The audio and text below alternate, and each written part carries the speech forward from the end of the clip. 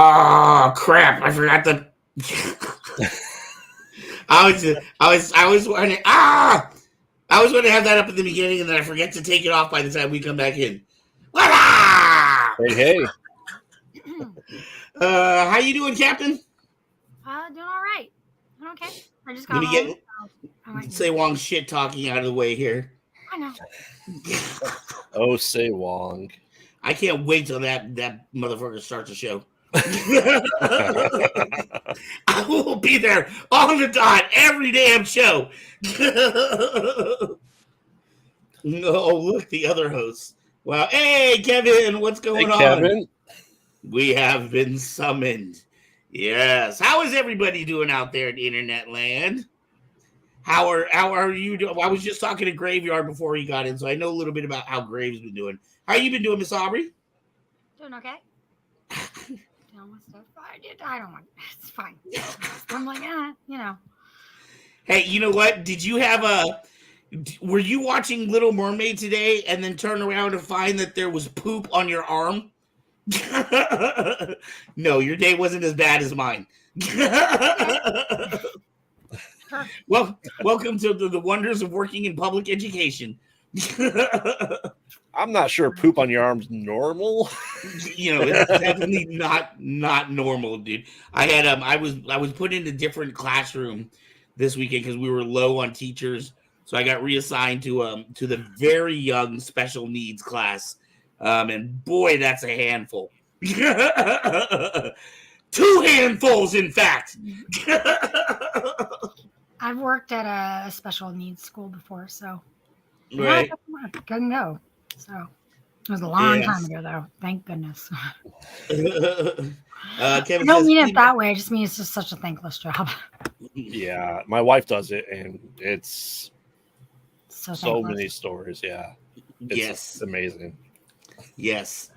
Kevin says eating my chicken noodle soup overflowed onto the stove a bit and got some cleaning to do. Oh no! So I think Kevin said he's not feeling too good. I thought I saw that on Facebook today. Kevin, are you not feeling good? Yeah. Kevin is not doing so well. I had offered to take some chicken soup over for him, but apparently he's okay making his own mess. And yes, Say Wong says here, I thought it was just Kevin by himself again. See, I didn't get completely ditched. So, Art, how are you doing? Yeah, how are you doing? Man, I'm going through the life changes, man, dude. I am there. I am famously 50, dude. Like, it's so weird to say that I'm that old, that I'm on that side now. You know what I mean? But I'm definitely feeling it. I had very interestingly today. Oh, this Sunday we have Dave Hawthorne from he will be on our show this Sunday.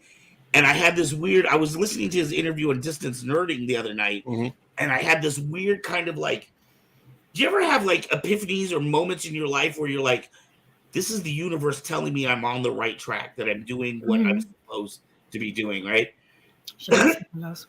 So in his interview, he had talked about the very first con he produced, and it was a con called CampbellCon, CampbellCon, right? And then there was some problems with the city of Campbell, and they had to move it, and that's why it ended up going to Reno, right? Yeah. Interestingly, when I was, doing my teaching thing, and my son was growing up, the very first con I ever took him to was Campbell Con, and so it was just very strange, like this connection that we're making, and now Kyber Cave is making a deeper connection with the Hawthorne cons, and we're going to be traveling with the cons similar to distance nerding. So it was just a very kind of like, wow, I think I feel like I'm on the right track. Like the same thing happened with the Saber Battle that we have coming up August 4th. This is the 10th anniversary of that Saber Battle. And the 5th anniversary of that Saber Battle was the first time my son and I went out there. And that was the night we decided to kind of start Kyber Cave, or to try it out back home, was due to that Battle of the Park. And my son was like, Dad, can we do this back home? And I was like, it's just nothing but playing in the park. So we did it. We made some flyers. 30 people showed up, and a month and a half later, Kyber Cave was a store. Speaking of which, guys, 4 days from now, Kyber Cave turns 5 years old. Oh, wow. That's exciting. What?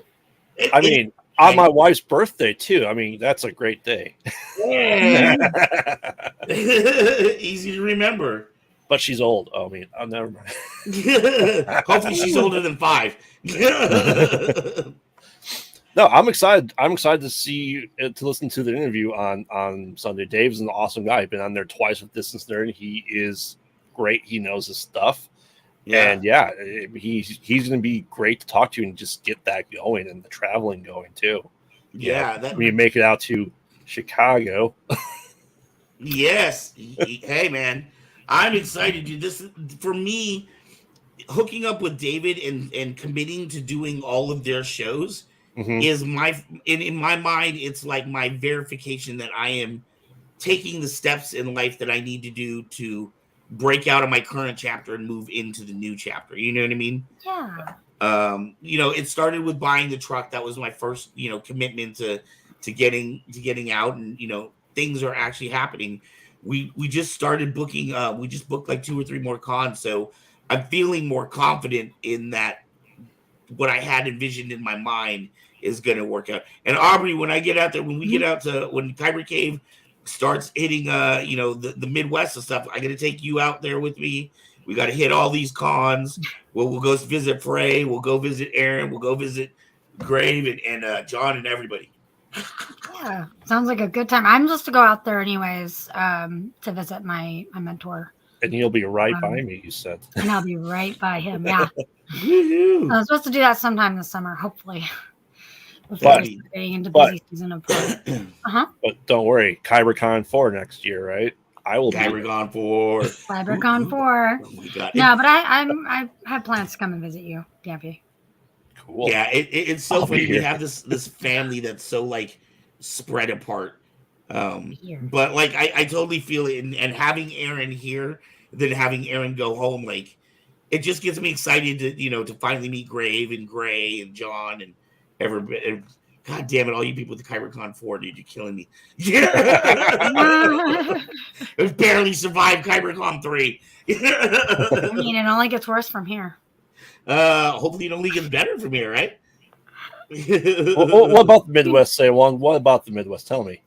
Yeah, what about the Midwest? Tell me. KC4 playing in this suit. Oh, God damn it. Yeah, I'm gonna have you there as my head of security, Say Wong. You are in charge of I time. No one could do that. Say Wong could toss anybody out just using his words. Right, exactly. He'll just make them cry and leave. I want Say Wong there with a clipboard that he's timing everything out and make sure everything's on time. Say Wong says cold, very cold, and hockey. Name me 2 Midwest hockey teams there, sir. There's nothing in the Midwest. Wow. I don't actually watch hockey, so I don't know what the are. It's actually not that cold though. Surprisingly, it's only cold in the winter seasons. It's only cold for most people October through May. October through May. Okay, well, that's still a lot of the year. I mean, I used to live in Utah, so yeah.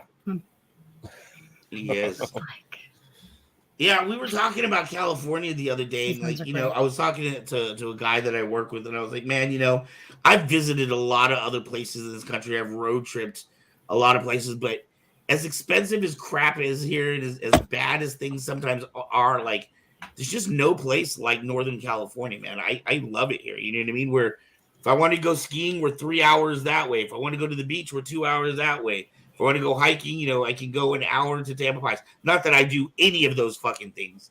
Yeah. Say Wong, the Bruins is Boston, and Boston's not the Midwest. So.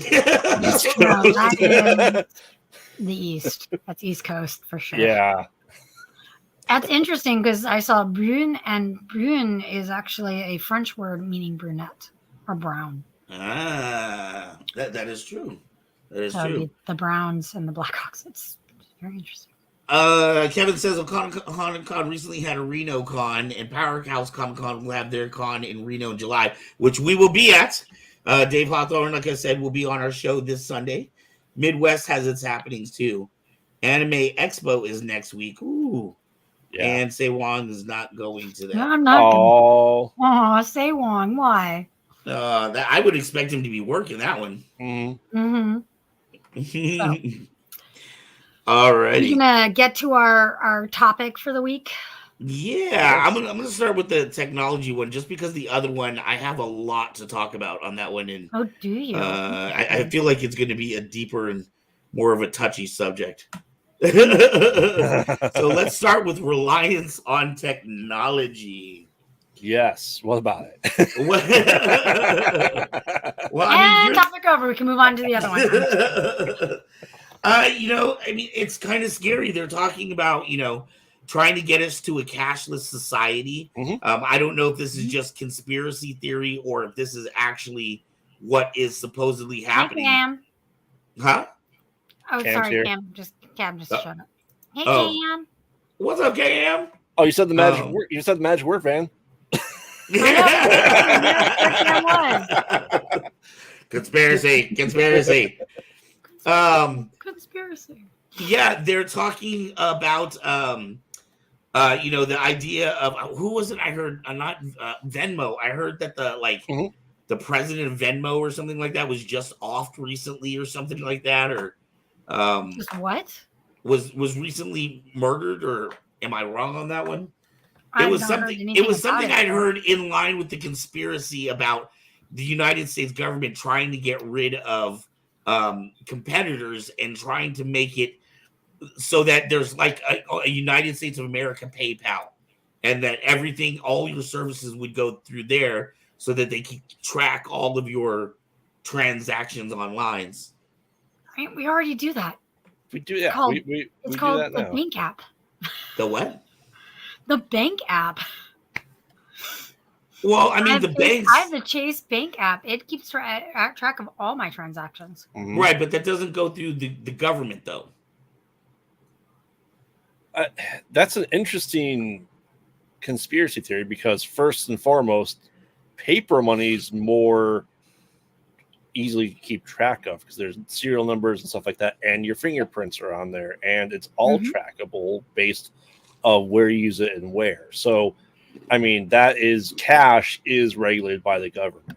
PayPal, Venmo is not, and this kind of goes into a little bit of what we discussed before with crypto mining and Bitcoin, stuff like that. The idea of to be not a traceable currency. While yes, right now it isn't, it will be at some point in time. Right. I mean, everything is trackable in today's world. So, right. Myself. Yeah, sorry, I was starting.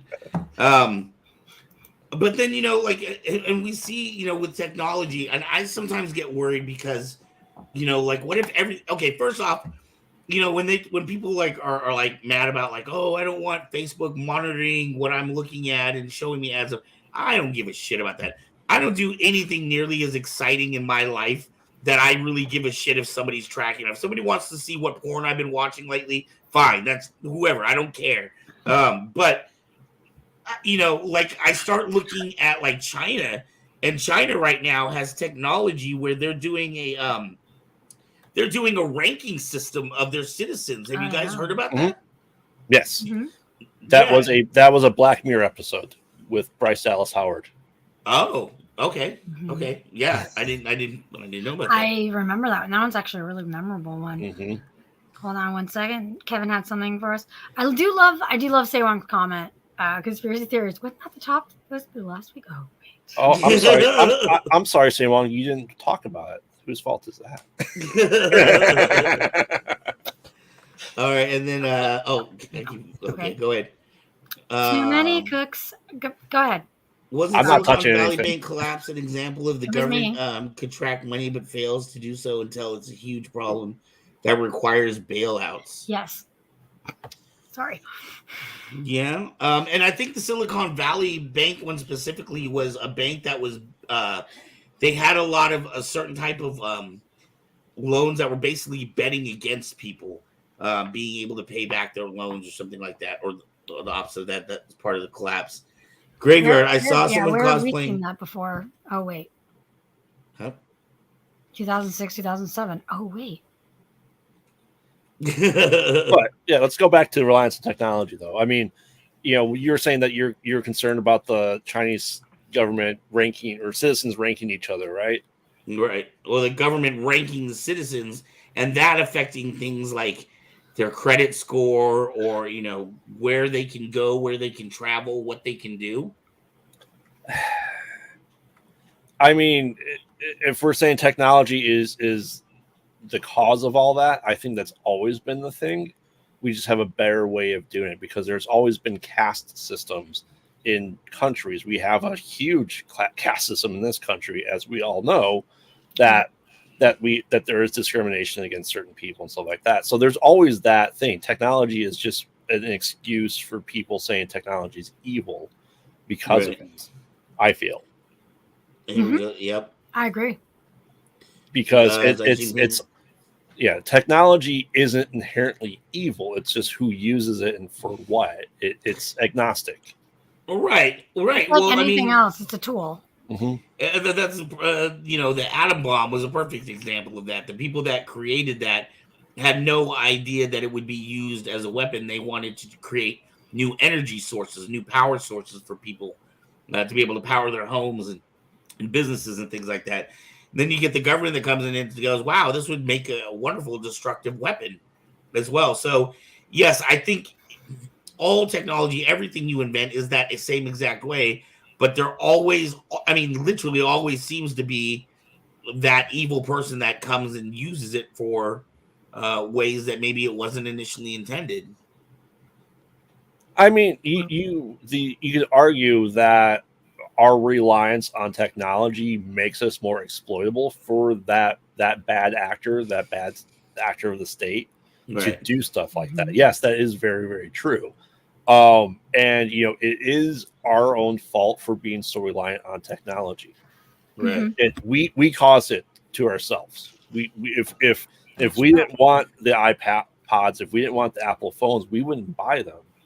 Right. It wouldn't exist. So we make the technology companies what they are. We make and break technology companies as consumers, hands down. Kevin says, watch the movie The Big Sick about banks placing bets during housing market crash. Great movie. Mm-hmm. Ooh, I'd like to check that out. Is that a Netflix flick there, Kevin? It's on some streaming service because that's gonna happen again. You rely on technology to bring you that movie. Yeah. Well, that's the thing that's scary, right? Is like during if and when World War III breaks out, and we have a lot of things that are destroyed. If a lot of people die in that process, then the people who know how to run these things are going to be, like some of the people affected. I thought about that with Thanos and the snap, and I was like, God damn, dude, what if he like snapped out like the water control guy, the one guy that knows how to run the water plant. Is that kind of what your concern is with this topic? Is the aftermath of what happens when we don't have the technology? Would you say? Yeah, like you were saying, our reliance upon it. Like how much, we rely on GPS and satellite tracking to take us around the world in airplanes and ships and everything, and that is becomes so reliant. It's just a part of how we do stuff now. It's not even Yes. it's not even a question. You know what I mean? But when we lose all these technologies again, and I feel like it's going to happen. It's at some point where there's going to be a major world war to where we lose enough people that we lose basically some of our important, brain power in the world, in the country. People that know how to do things, people that know how to make cell phones and important components on health machines. I don't know how to do any of that shit. I know how to drive a car. I don't know how to fix a car. Well, that could bring a big old question into play. Is with our reliance on technology, I think we are seeing the swing of people trying to do things themselves. Though, like the pandemic was, I think, a good example of that. How many people started their own gardens that they've never done before? How many people started writing, doing stuff they've never done before during the pandemic? Where, yes, we were reliant on technology to interact with other people, because if we were smart about it and didn't, go to COVID parties and stuff like that. But I think it's the next natural progression of mankind. Is, they talk about the scientific thing of like the next leaps in technology progression, scientific studies, stuff like that, that this technology barrier is part of that if we are ever to be a spacefaring culture, that we have to have this. And really what it comes down to is we're going to be integrating with it more so than anything else. So you're going to have hey, I'm going to put my fingers into this gel on my command chair and be able to fly ships and have that neural link. Right. How do you guys feel about that? I saw this little thing with Elon Musk, and they were talking about putting like chips in our brains, basically. Yes. And his comment, he said something that kind of made me stop and think about things. But he said, if you were to do that, if we developed the technology to put the brains in the chips, you could literally wipe out just about any mental disease there is. I'll Captain go first. What she thinks about that? Captain, you're on Hearts of Kyber. You're on a medical show somewhat. What are your thoughts on that? If we can get chips to put in people's brains to wipe out just about any mental disease there is, should we do it? Is that ethical? Or, I almost think that these diseases are nature's way of keeping the population down, right? My first thought was like, okay, Shadowrun, here we go. No, I think there is a problem of ethics. If you are just putting people chips into people's brains, especially if it's without their consent. And it's no different than when we had the insane asylums that, were on the whole scale just putting people away just because they didn't want them to be seen in society and treating them terribly and not actually hearing them. Right. Or helping them. Right. That is, science and technology are extremely important to the development of our species. But that when Graveyard asked me, is that what I'm afraid of? You know what I mean? Yeah, that is what I'm afraid of. I'm not afraid of getting a chip put into my brain that will help me. I'm worried about getting a chip put into my brain that now somebody else can hijack, and I have no control of. Well, let's look at how the brain is in neuroscience, right? So you've got the brain it's basically it's probably about that big, but it's got sections, right? And they all perform different functions. Right. You've got the cerebral cortex. You have the amygdala. You have the amygdala. You have the frontal cortex. You've got all these parts of the brain, and they all do different things. And to put a chip in the brain, that means you have to map it out, and not only that, but get all of the different parts to talk to each other first, right? For it to even have to get to that level of control. Well, but that we're already. What really it is if they really want to control something, all you have to do is you've got to put in what would be smarter for people if they really want to do control is to put in hormone nodules. So that at any point, whether they would just because that's what a lot of our emotions and our instincts actually run off of is hormones, Right. not brain function.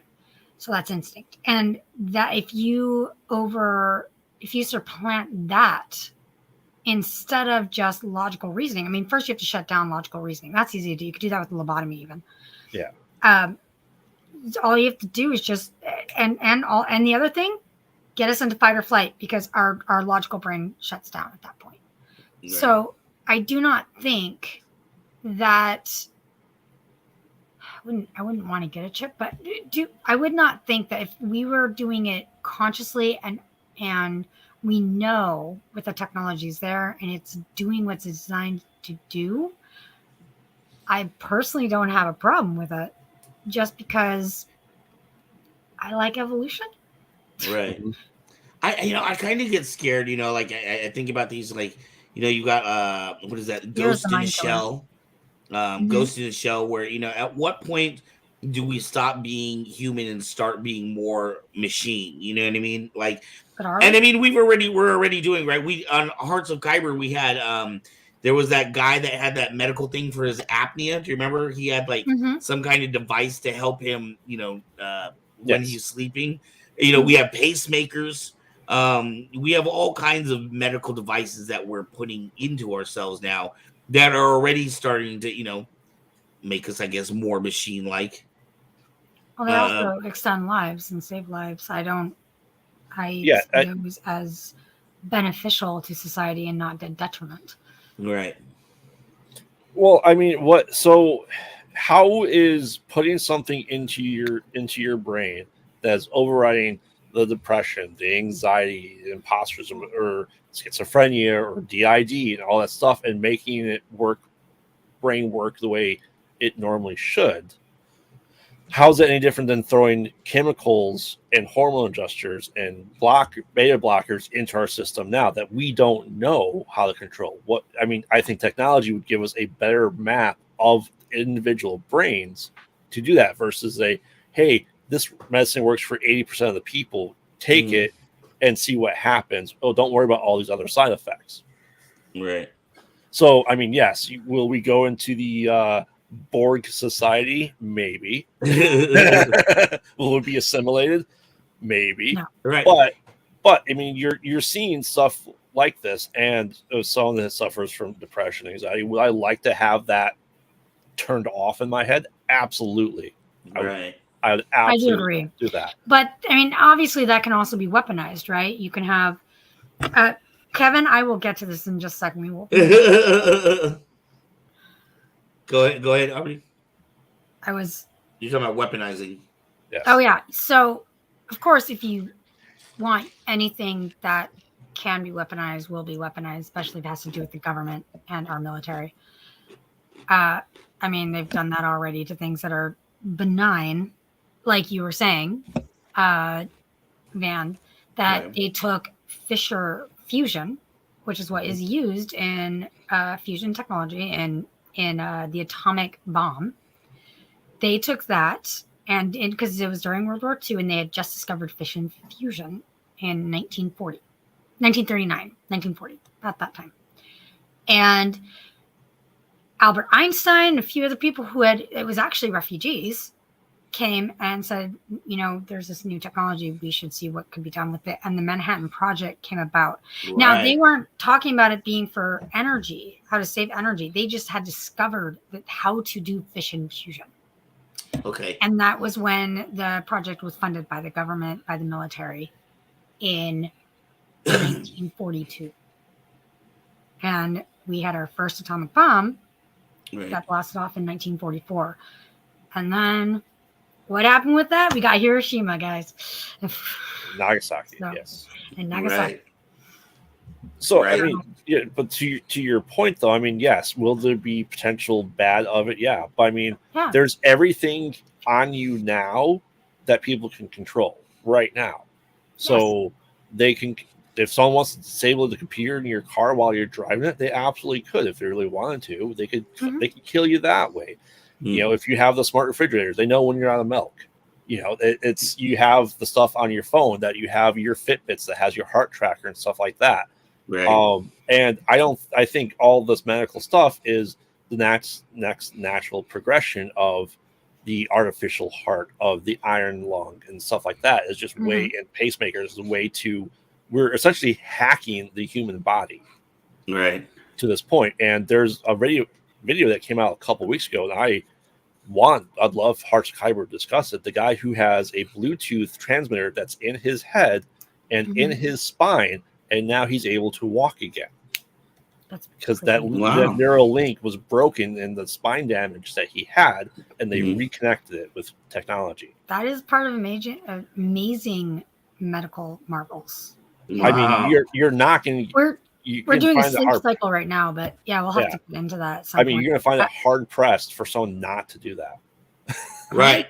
Or somebody to turn down that technology. Oh, I don't want that demon technology inside me. And that kind of goes to Kevin's point. Right. Yeah. I love how you brought it back around. About this. Hey, please always put down your thoughts in the chat. We do love interacting with you all. Yes. But we're already in technology regression in some factors. For example, we were on track to gradually cure more and more diseases a bit slowly, but then the anti-vaccination movement happened. Yes. Yeah. So we can get I had into thoughts. That. What are your thoughts, Campy, on it? Yes, we have slowed down progression, and now we all have microchips for all us vaccinated people. Conspiracy. But no, I think we're definitely in parts of regression, and I think,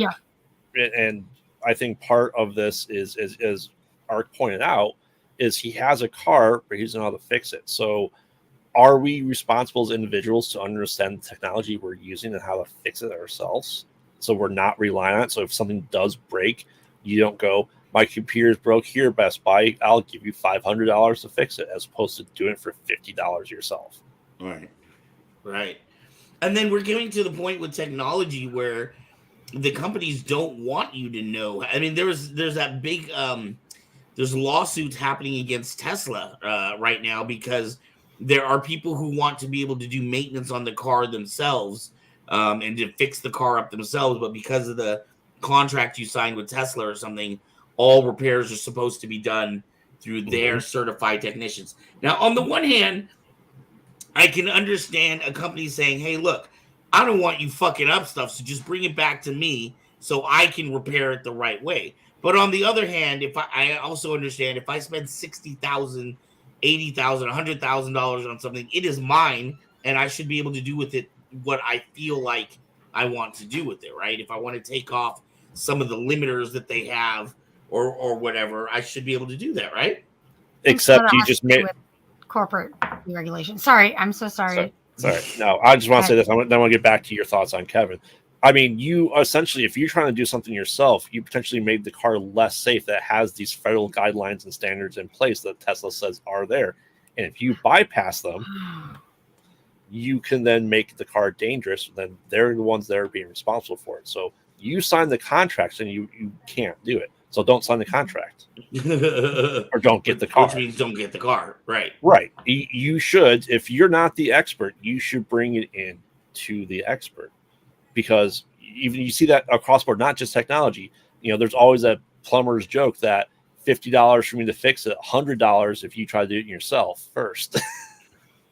Yeah, but I mean, I know so many of those guys that love to tinker on cars, and that's their hobby. They enjoy, fixing cars on the weekends, and you know what I mean? It comes down to just knowledge. It comes down to again, education, literacy. I think all of these, and just knowledge. We are in a way, we are in the age of information, and yet there's so much misinformation. Yeah, well, really important. Also, we're in this like kind of weird, kind of gilded age sort of thing where things are happening, but people don't have access to those things, nor do they have the access to the literacy for those things. So there's so much misinformation that gets spread, and that is a problem. So to go to the anti-vaccine movement, I know.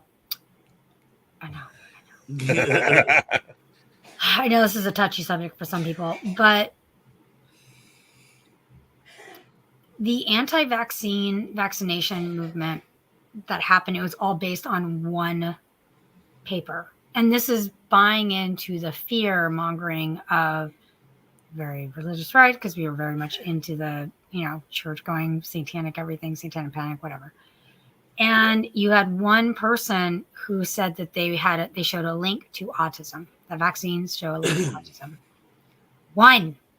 And then that person later denounced the research that they did. Yes, I was going to get to that, yeah. And then he later denounced it and showed that he had actually manipulated the results or not the results, but manipulated factors to get those results. Exactly. But the information was already out there. Of course it was.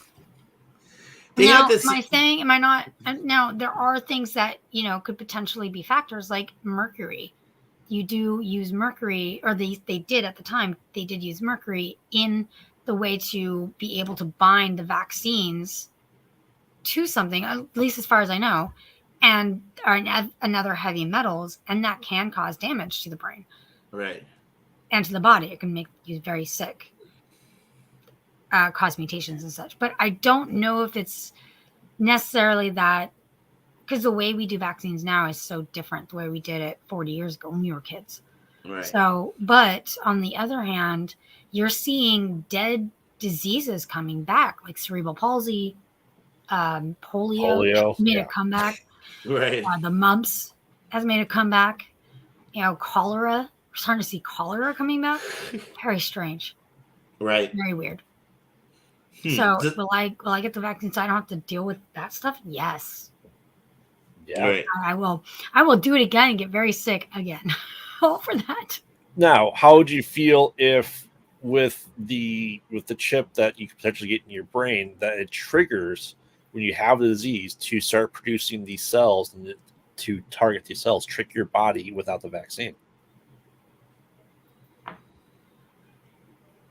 I'm not sure what you mean. Can you? I'm saying if you got the brain implant that crazy man Elon Musk is talking about, and if he's able to trigger your brain and to stuff like that, he could send signals to your body as well to go, hey, there's cancer cells in your body, there's, and program it to then start creating the correct antibodies and the white blood cells to target this stuff as well. So it's, once again, a way to hack your body, and then you don't have to worry about vaccines. And the only thing I want to say about vaccines is everyone that was anti-vaccination doesn't realize that when you go and sign up for the military services, because they all want you to go to war, that you stand in line and you just get a whole bunch of vaccines, whether you have them or not. Right. When your kids start school, they have to have those vaccine cards. Yeah. Yeah. It's when I was watching how that works. Anyway, go ahead.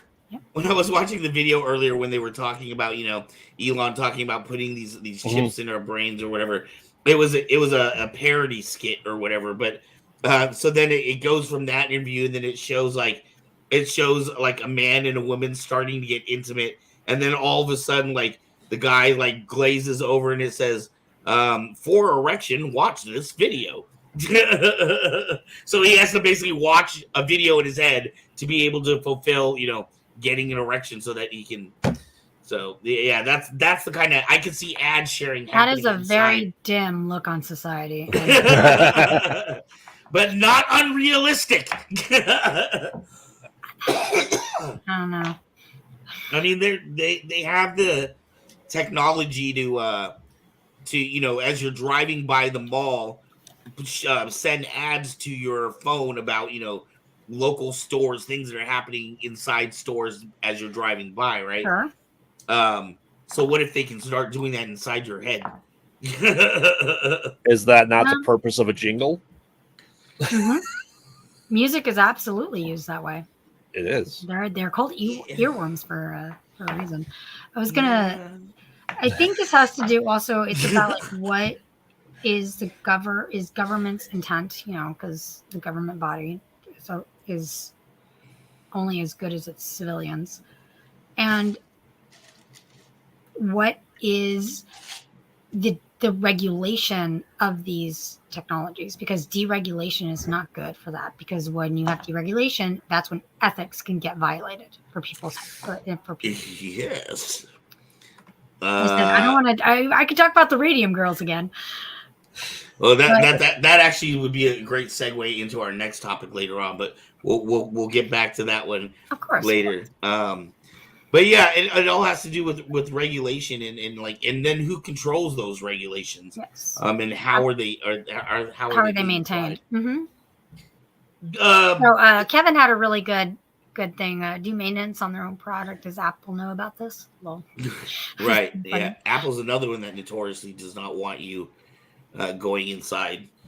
Well, I can fix an Apple phone. Except most people wouldn't try to do it themselves. Yeah, I actually had training to do it.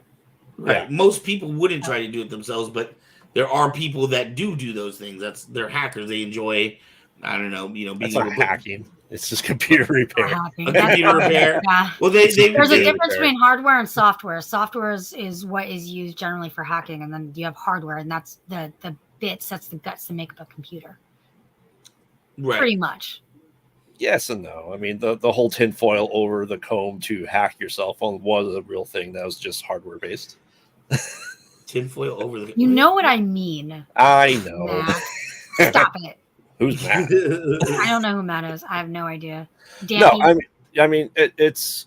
I kind of want to take this to kind of a wrap up talks about it. Is like, what do you think would happen if technology goes away? I mean, honestly, what do you think would happen? I mean, if an EMP goes off by me and I get Jessica Alba, I'm for it. Dark Angel. Yes. Yes. That was a great show, by the way. Yeah. But that show kind of shows it. Yeah. Yeah, I think Dollhouse is another one that's really really good.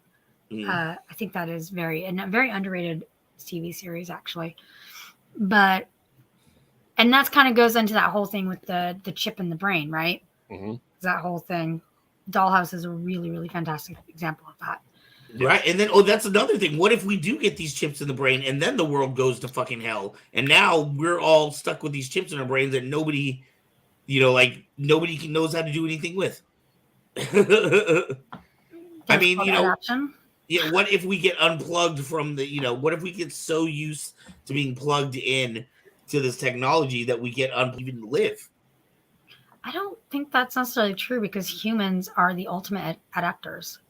Yeah, that's something that we have. That's why we are where we are, is because we've adapted to everything. And going back, it's not that hard. Unfortunately, I do see if that was to happen, if we had like a huge giant EMP that went kaboom, and then all of a sudden we don't have technology, absolutely, there's going to be chaos at first. Oh yeah. Well, there's going to be a ton of chaos.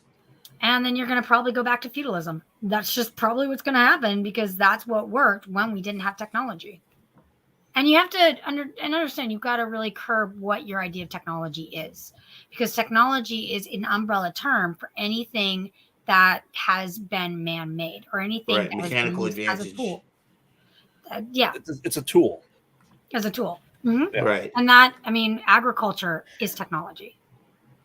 You guys remember in Book of Boba Fett, where they had like Fennec Shan, she got shot in the stomach, and then like he went and got her fixed up, and she had that robot stomach or whatever. Yeah.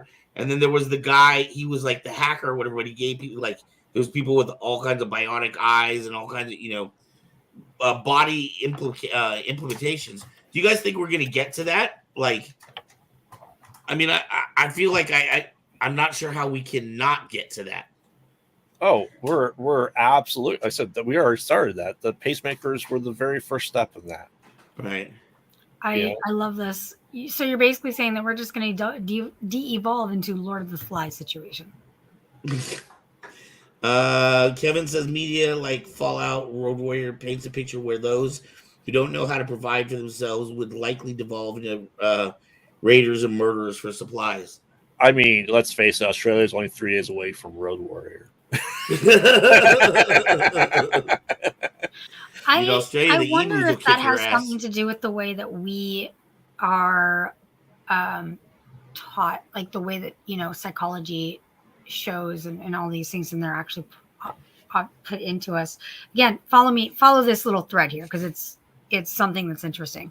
So people automatically assume that humans will be violent because they used to liken us. They used to look at the way the apes are, right? And since we have a common ancestor, at least was the theory, that, we are most like apes, and apes can be very violent. They are. They have all these different things.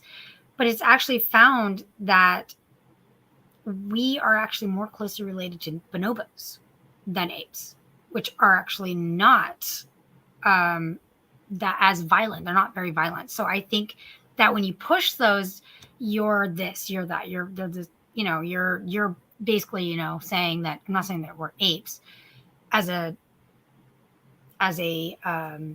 insult. I'm just saying, like, that's what they say that our behavior model has been modeled after, is saying because we have that same ancestry, we obviously have that same tendency for violence. And that is kind of put into us. I don't think that, given the chance, I don't think that we will de-evolve into a society like that.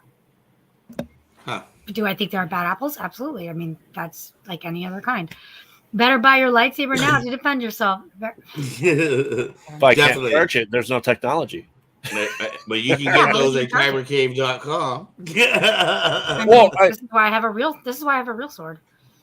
Right. So I mean, it kind of to your point, it begs the question: is, I think day one or week one is when there's no technology, power goes out, looting will happen, and what will they steal? Sure. Electronics.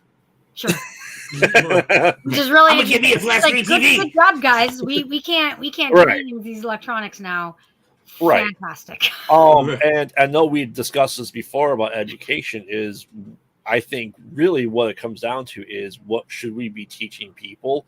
We should be teaching people the essential skills of how to grow a garden, how to sustain yourself, how to hunt, how to set traps, how to tie knots, how to do all this stuff that is critical skills to this day, but we just generally don't think about it, because now people do it because, especially in first world countries, because we're bored and we want to go back to doing this stuff, versus people that 60 years ago, but it shouldn't have to be not that it's fun. I mean, what I mean by that is, you understand what I'm saying. It's not silly, it's just out of boredom. It's not for anything for sustainability. It's for, I'm bored. Yeah, and that's unfortunately, I think, part of it, but we should be learning this stuff as well as technology, because you should know how to grow a garden. You should know how to plant seeds. You should, unfortunately, know how to, kill an animal properly and all that stuff. Because if you ever have to go down that path, you can. And it's just a nice tool that you should have in your arsenal, as well as learning the technology that you do have and how to work it and potentially how to fix it too. I'm sure some of these people have a lot of problems because they can't shoot at wolves from helicopters with an AK-47. I mean, yeah. Oh, no.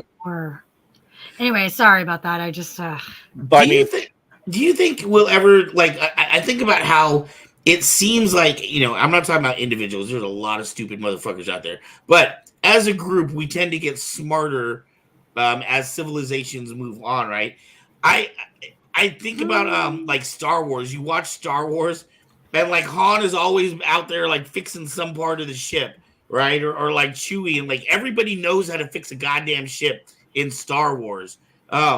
And then even in Obi-Wan Kenobi, in the Kenobi series, there's a scene where like Leia, as a 9-year-old child, like goes and fixes like some like hardcore component. I was like, man, like, is this where we're going to evolve to? Like, is it going to be that there's so much that you have to know that it just becomes common knowledge for everybody?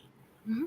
I mean, that's kind of what we did with computers, right? I remember people being like, I'm not a computer person. Yeah, I don't need no fancy computers.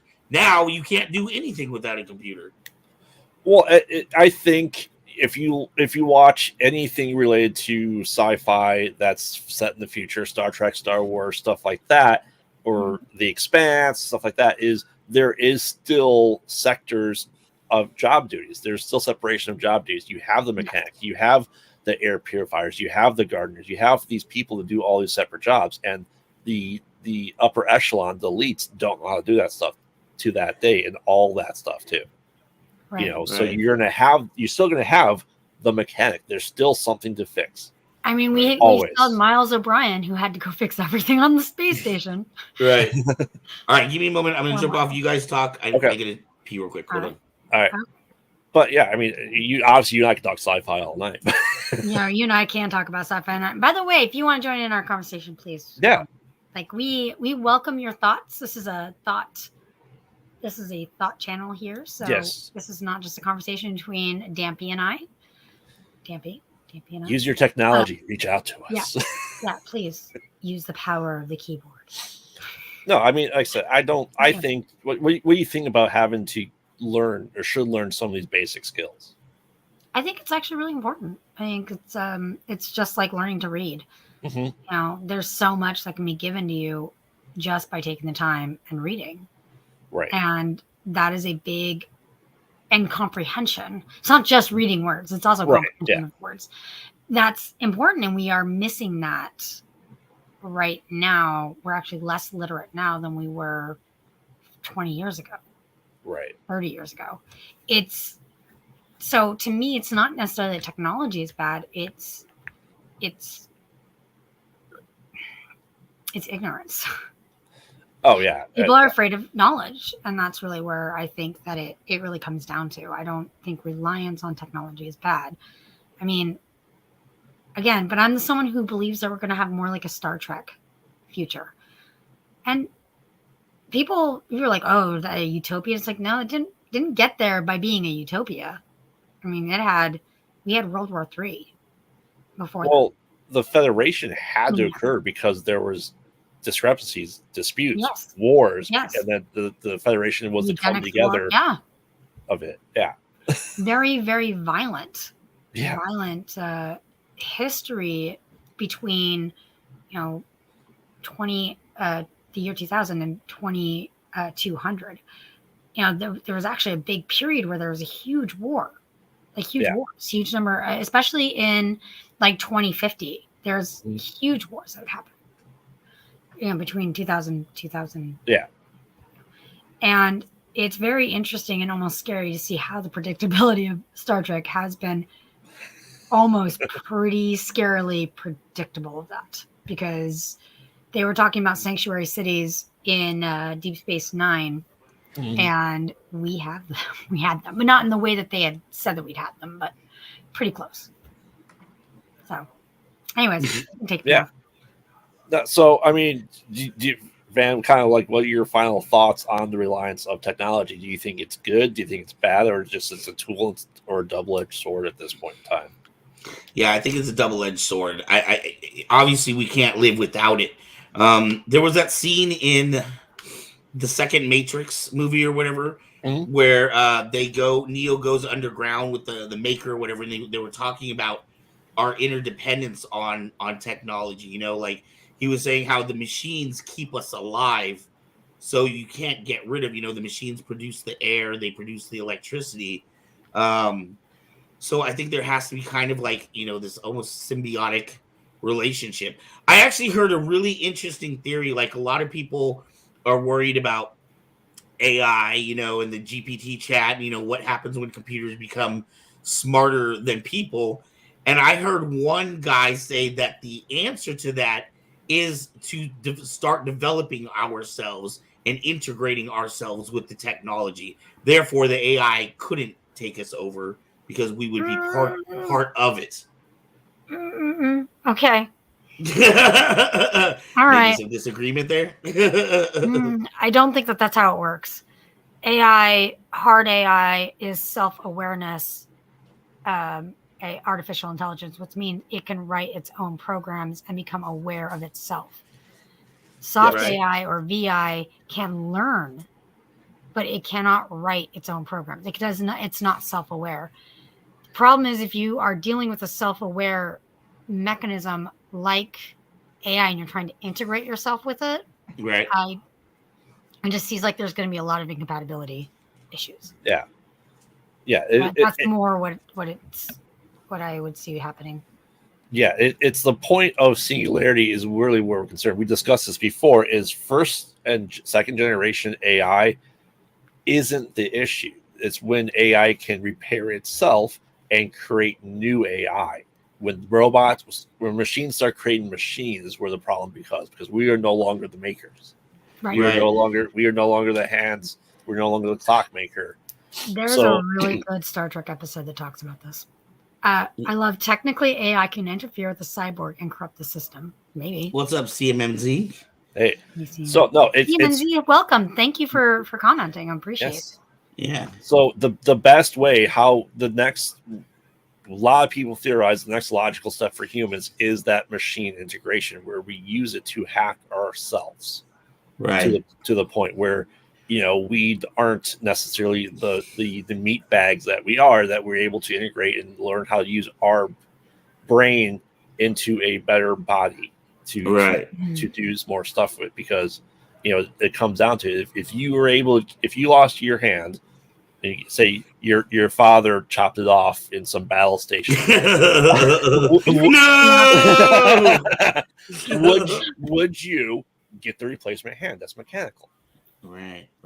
I mean, I prefer the Shadowrun way of doing things, where they just do like a body part cloning facility, and then put the biological version of that on you.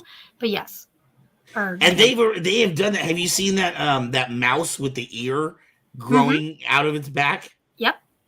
I mean, do you guys think that's ethical? I would prefer it not being used on the mouse, because that just seems very unethical. But yes, I do know about it.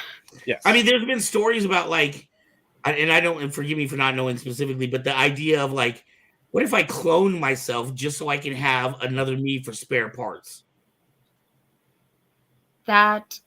So when they did a cloning on Dolly, they had found that it was not exactly, even though the DNA was the same, their personalities were actually very different from each other. Right, but the hearts are the same. If Dolly had heart disease, she could get a replacement from her clone, right? But you wouldn't be growing. You wouldn't be growing a whole entire body for a piece. Is really what it comes down to, and as Captain was saying. And Adam Savage did a fantastic show of what happens if he's stranded and has all technology capabilities, and how he outlives, because he has the essentially back to tank mixed with nanonites to replicate his arm that is broken or is dead, and he's able to replace the body himself. So you wouldn't grow, hey, I lost my toe due to a falling knife, I'm gonna grow myself a whole body and then take the toe off. That's not really how it goes. Yes, it is the island.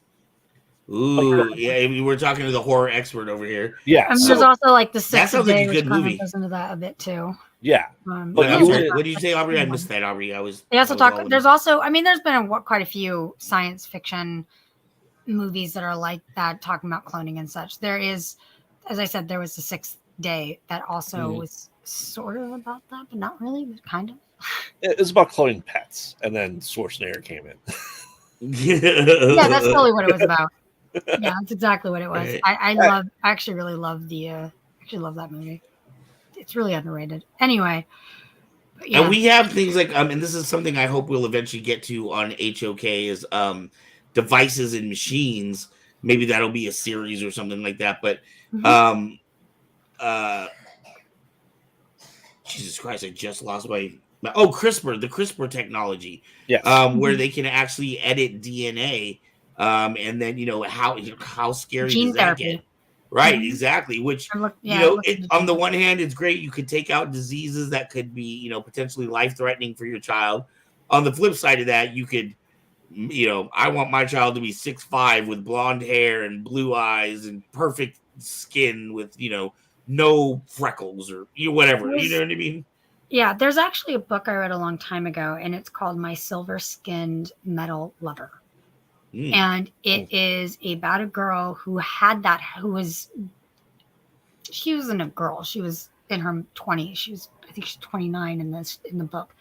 And but she's basically like this mind of a young child, because her parent basically infantilized her.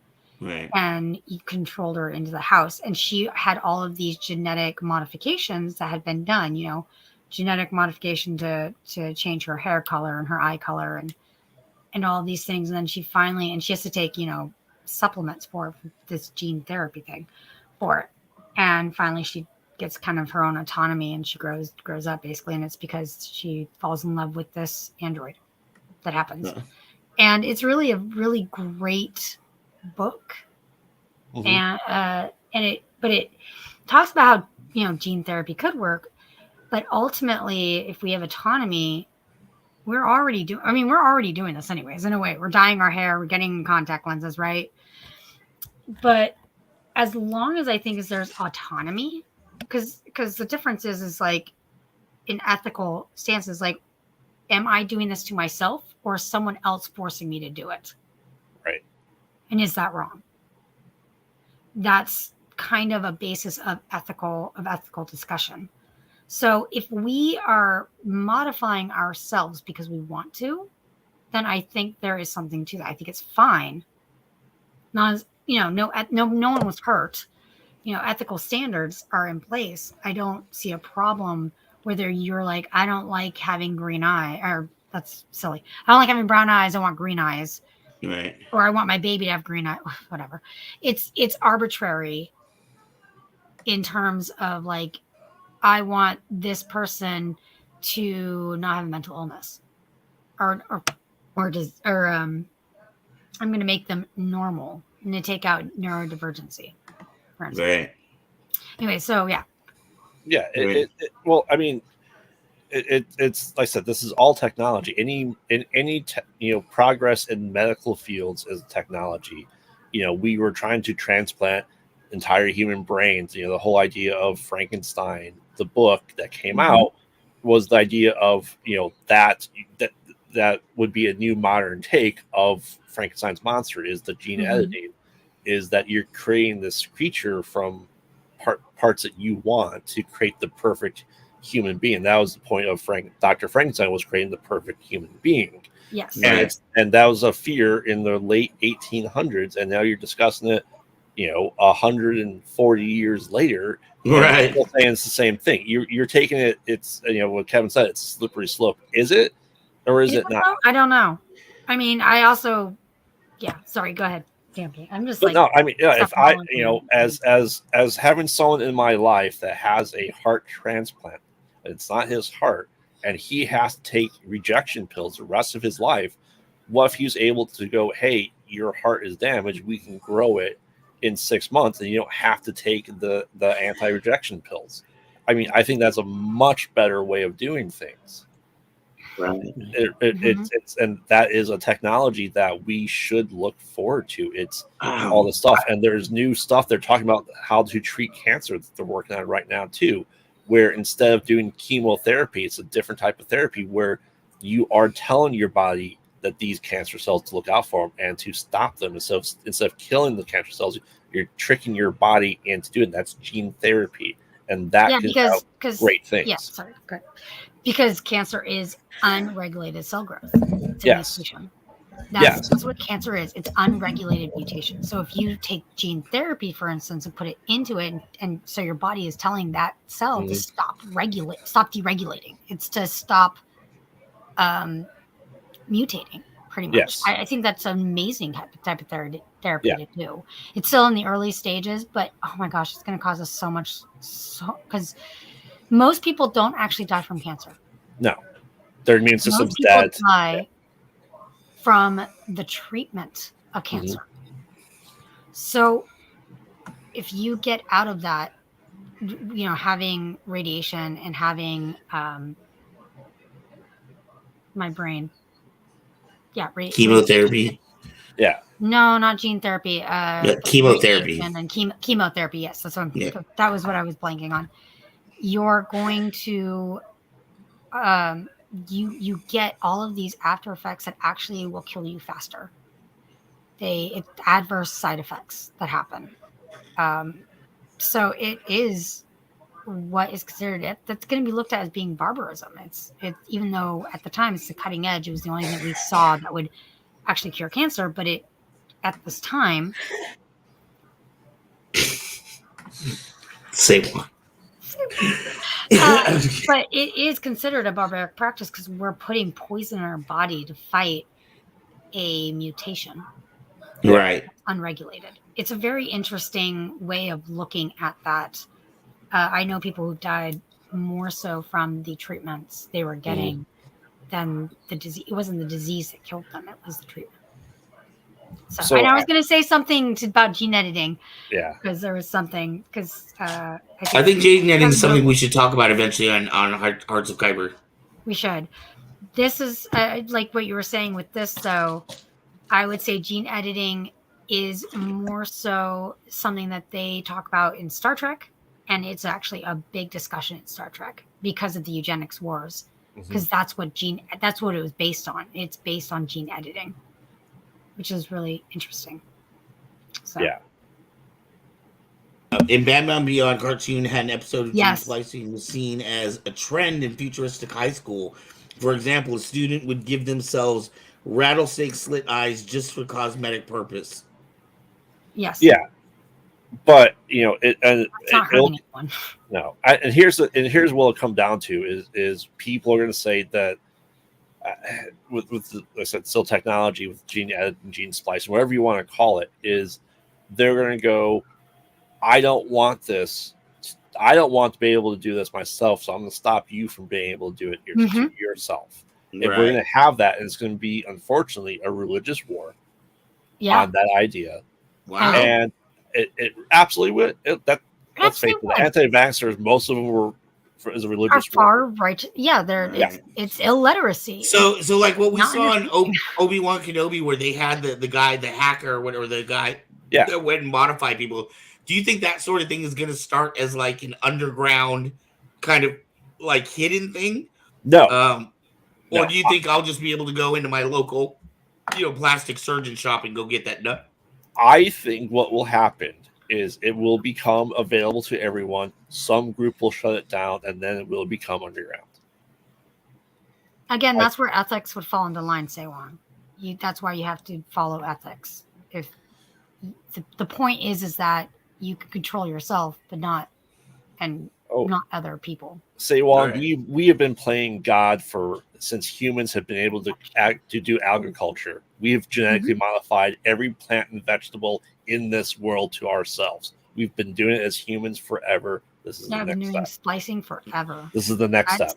I think maybe people are just more scared because the next step is on ourselves. It's not controlling our environment. It's controlling ourselves. Okay, so let me ask you this, Van. What if the chip in your head made you not want McDonald's? Would you do it?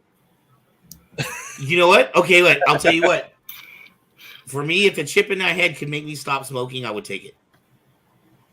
It could. Why not do hypnosis, Van? I hadn't considered it. I didn't really know that would be I've heard of people doing it, but it just seemed more like a fraud kind of a thing than something that could actually work. No, I mean, like I said, this is the next progression in everything humans do with technology with this technology, with mapping out the entire human genome. We help better understand everything that goes with it. Are we getting to the point of Jurassic Park? Maybe. But what if we can bring back the non-natural current extinctions that we cause as humans? Yes. Not necessarily going back 100,000 years, but the past 100 years. Right. To bring back the ecosystem. What if we're able to regrow the coral, the trees, all that stuff that is the 500,000-year-old trees? What if we can do it faster? What if we can convert trees? Why wouldn't we do that? I just started thinking of we were talking about like morals and ethics and things, and we were talking about you were asking me about that chip or whatever, and I said, if I could get one day get me to quit smoking, I would absolutely do it, right? And then for some reason my head like automatically shoots to the movie The Clockwork Orange, where I start thinking about, but then at that point I'm not doing it because it is my choice, or am I because I said put the chip in my head? I don't really have a choice in, right? I'm being overridden, and so it's no longer me quitting smoking; it's my body quitting smoking, right? But then, what if there are situations where that needs to be overridden for some reason? You know what I mean? Like examples like The Clockwork Orange. Have you seen Clockwork Orange, Hobby? Oh yeah, I've read the book too. Yeah, that book is hard to read. It's very. The ending is so different. Yeah. Yeah. But when he is forced, it's not like he doesn't want to do bad things. He physically gets sick. When he tries to commit bad acts, shames, and then you can see how that fucks him in the movie. Because the guy catches him, and all the things that he had done to other people came back, and he had no way to defend himself. That is brainwashing versus a chip in the head. Yes, problem, I was the going to problem say with that. I'm like, thinking, yes, the problem with stopping the smoke is because your brain is wired to have that craving, to have that dependency. So I was just going to say that. Like, what is an addiction? Yeah, it's an overwiring of your brain. It is. So it's not that you're going to look at the cigarette and be disgusted. You're going to look at the cigarette and go, I don't want this. Not that you're going to be physically ill because of the thought of it. And they have stuff where you go through, you stop smoking, you have the patches, and you have I think they essentially like cauterize a little bit from your nose and the nicotine that's embedded into your fingertips. So you can't smell it anymore because it's embedded into your skin. So you don't have that smell. So you don't have that craving. So, the hardwiring of the brain is to prevent that craving from existing. Yep. Right. And why would you need to override that? I don't know. Right. What if there's some situation where my life is saved only by lighting up a cigarette? I doubt it, but there's something. All right. Now, we are talking about reliance on technology. And we got pretty deep. Yeah. I like it. Let's talk about the hot topic of the day. This was something that even today, like today on the boards I put up on Mets, I was like, dude, I want to talk about this tonight. I totally want to talk about it because I had a very interesting discussion with my roommate this morning, and it made me realize how different people's ideas or their philosophies or even their morals are on this subject. And so I really wanted to kind of get everybody else's thoughts or scope. Is everybody caught up? Everybody up to date about the whole submarine thing? Has everybody watching the news about that? Nope. You know, okay, because I found out about this yesterday, and when I heard about it, it became interesting, very interesting to me. Mm-hmm. Do you want to tell them, Aubrey, or do you want me to tell them, or? So essentially, from what I know, is that there was a submarine that was built by a billionaire or billionaires to do this thing called Titanic tours. And they wanted, so they went down to do this tour and disappeared. Yeah, so they have not been able to find them. They don't know what happened. I guess they have already said that they are now dead because they ran out of air. If they were still alive and just stuck, they would have run out of air by now. So this morning they were officially claimed as lost and dead because and they've actually recovered parts of the vessel as well, and they have. Oh, did they? I did not hear that part. It's kind of scary. So the long story is this company is OceanGate. They take people on tours around the world of like sunken things or whatever. There was the one multi-millionaire, the founder, who was actually the pilot of this submersible.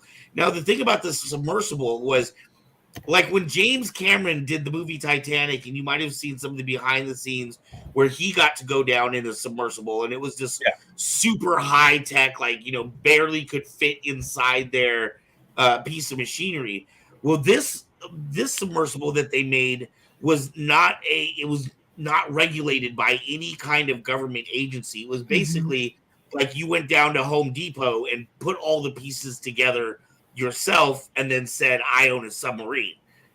Literally using PlayStation controllers for the controller for the ship. Whoa. Those were Logitech controllers, not PlayStation. I'm sorry about that. Everything was literally, they said, store-bought, other than the whole of the ship, which was supposedly made out of carbon fiber, which they felt would counteract because at that depth they were saying that a spherical object puts the pressure evenly on most sides, which is why you see submersibles that go down that deep are typically round, to keep the pressure even. But this one was like a hot dog shape. It was like a tube with like a window on the end that you could see out of.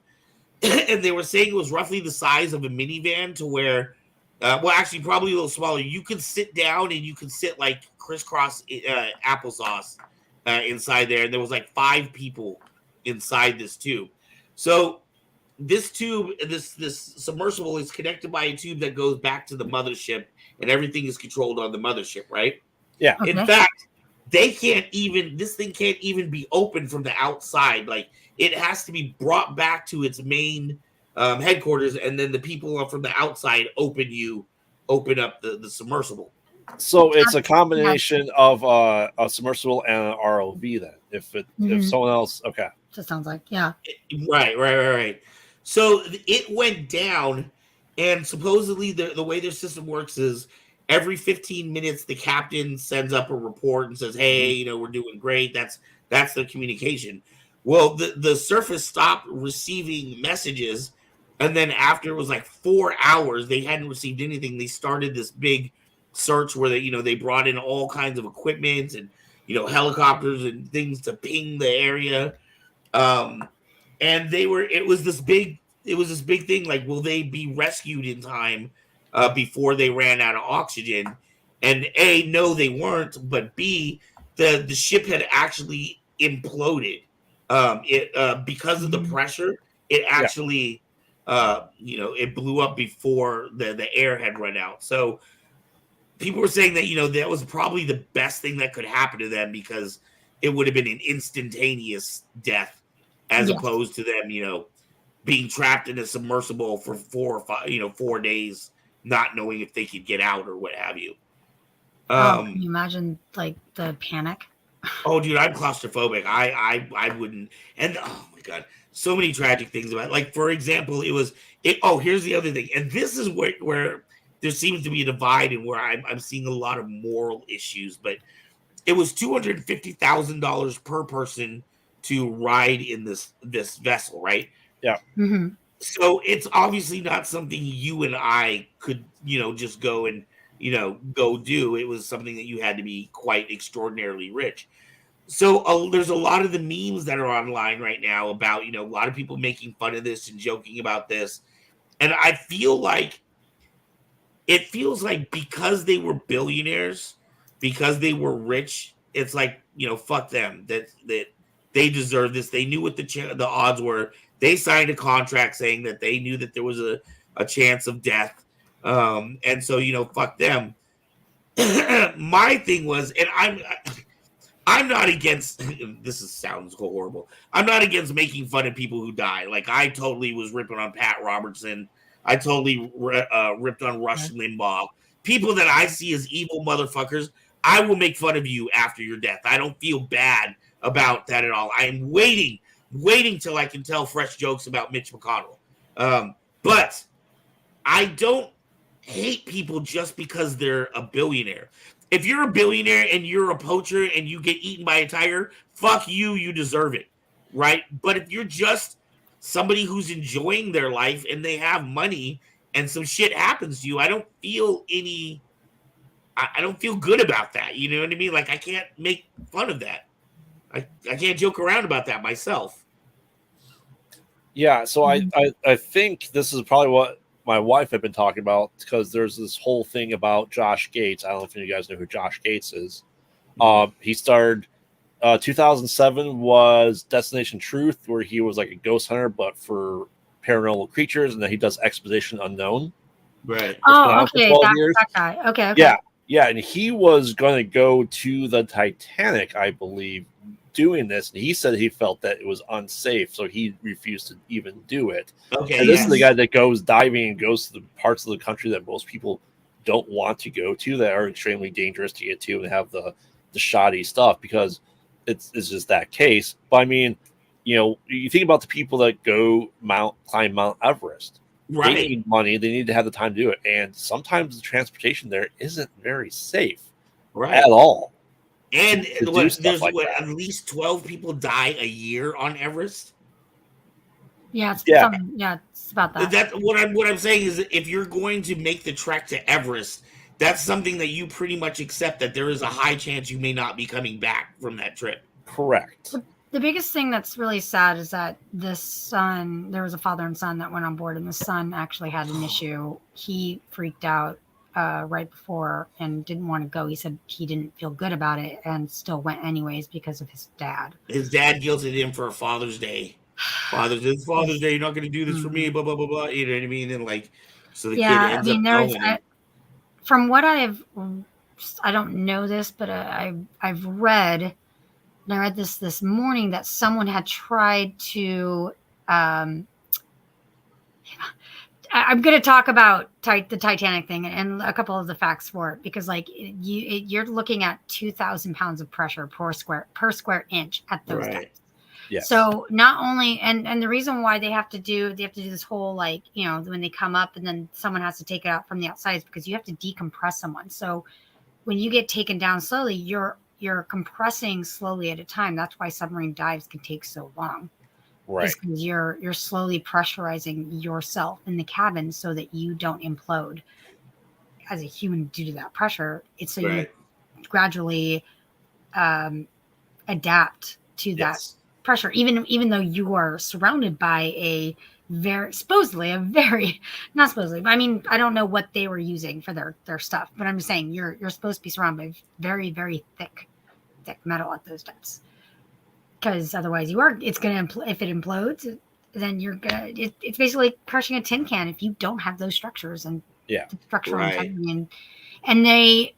And what heard that there was somebody who was already talking about how they thought there were so many issues already with it that it was not yet safe to take down.